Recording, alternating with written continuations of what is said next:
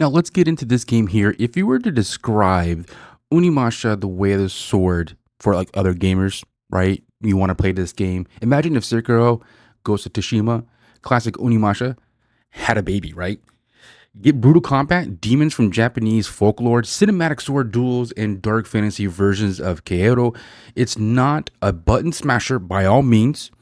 Every swing feels very heavy, every parry matters, and even when you land a perfect counter, it feels incredibly satisfying. Yes, we're talking about Onimusha, The Way of the Sword, releasing on all platforms and even on Nintendo Switch too at a later time in the year, which I wish they would do when they release all, game releases, that it does hit all platforms for everybody, and especially for Nintendo Switch 2 users or Switch players.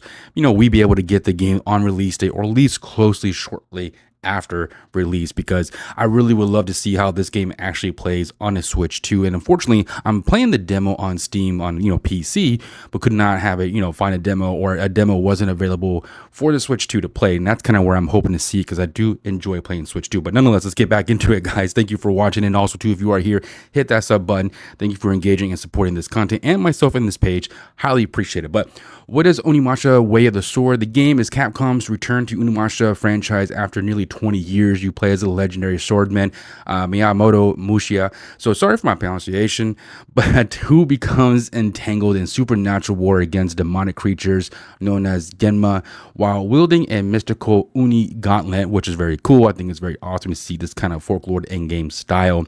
The story takes place in a dark fantasy version of Edo era Kyoto, filled with monsters, corrupt locations, and tense sword fights. But what makes it stand out? Sword combat has weight. Unlike many games where you constantly have to, mashing attacks or time it correctly, Unimasha wants you to watch your opponent parry enemies, deflect projectiles, break enemy stamina, execute devastating, fights and strikes, which is pretty cool when you do it right. It is not a Souls-like game. I know a lot of gamers, even for myself, sometimes would kind of maybe not put as much time into a game because it's either Souls-like and it's not meant for certain players or gamers. To be honest, not every Souls is very fun in a sense. It's brutal, but nonetheless, this is not like it. It has a kind of appeal to it, but it's not. Capcom has especially said that it's not a Souls game. It's challenging, but the focus is on a stylish sword duel and cinematic. But on a side note, in the very beginning, I should have probably mentioned this to you. When you first start out, you do get like two options, and you can also change the difficulty settings in the game, where you can focus more on combat, which then does give you that challenge in fighting bosses. But you also get more a selection for a story focus, which is cool for anybody who's getting into games like this, and or just doesn't want to have to be so on a difficult level, but want to enjoy a good story. And this is where they give you the two options. It is a dark fantasy, Japanese style game. You explore famous Japanese locations, twisted demonic corruptions, that think haunted temples, bloody soaked battlefields, supernatural creatures, and a constant feeling that something evil is lurking around the corner, or when you kind of pass through certain parts of the map or villages or areas. You definitely get it, like especially right here. This is actually was a pretty cool cutscene.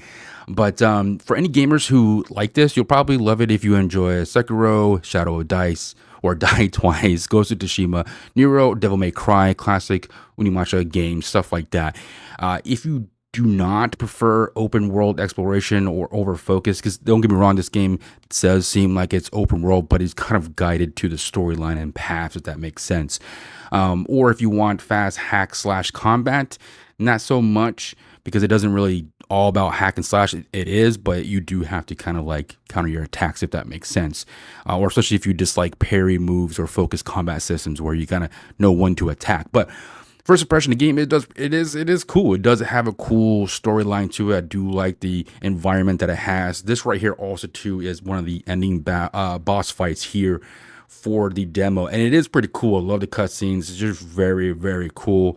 But it does have two options, like I mentioned earlier, for difficulty level. So don't get me wrong, I had it on the combat style, and I'm no pro gamer, but the battle for this, at least in my opinion, was definitely, you need some technique, or if you really play these type of games, you'll know how to play it correctly. But then again, you can switch it back to more of a story focus, where the combat and boss fights are not as difficult and heavy attacks, but still gives you a good feeling and good fun to play the game and kind of progress with it.